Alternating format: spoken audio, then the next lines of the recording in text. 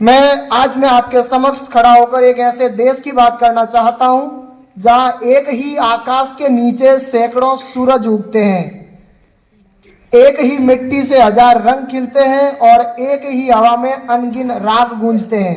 वह देश है हमारा भारतवर्ष, जहां भाषाएं केवल बोलियां नहीं अपितु जीती जागती देवियां हैं। यहाँ गंगा की लहरों में संस्कृत की ऋचाएं लहराती है, यमुना के तट पर अवधी की मधुर बांसुरी बजती है, कावेरी के किनारे कन्नड़ की कविता नृत्य करती है, गोदावरी के जल में तेलुगु की लय तरंगित होती है, नर्मदा के पाट पर मालवी की मिठास और ब्रह्मपुत्र की धारा में असमिया का गंभीर स्वर प्रवाहित होता है। तमिल वह विश्व की सबसे प्राचीन जीवित भाषा जिसने संगम साहित्य में मानव हृदय के अनछुए कोने छुए। मलयालम जिसकी लिपि में लहरें नाचती है और शब्दों में नारियल के पेड़ झूमते हैं। बांग्ला जिसमें रविंद्रनाथ की करुणा और नजरुल की क्रांति एक साथ सांस लेती है। उड़िया जिसने जगन्नाथ की रथ यात्रा में कविता को रथ बना दिया।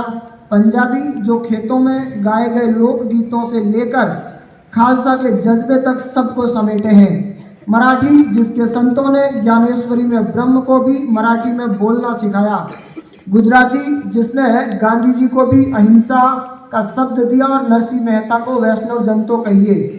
इन सब के बीच हमारी राजभाषा, हमारी संपर्क भाषा हिंदी, वह विशाल वटवृक्ष है जिसकी शाखाएं सभी दिशाओं में फैली है।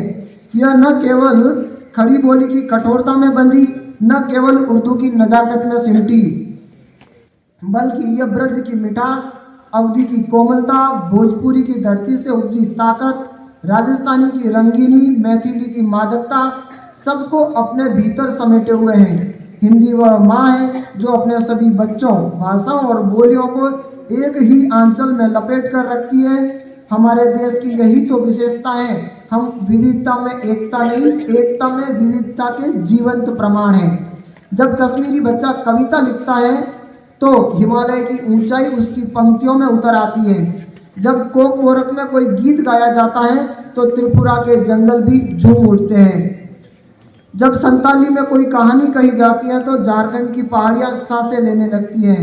यह हर भाषा एक नदी है और भारत वह सागर जो सभी नदियों को अपने में समा लेता है, बिना किसी का नाम मिटाए, बिना किसी का स्वाद बदले।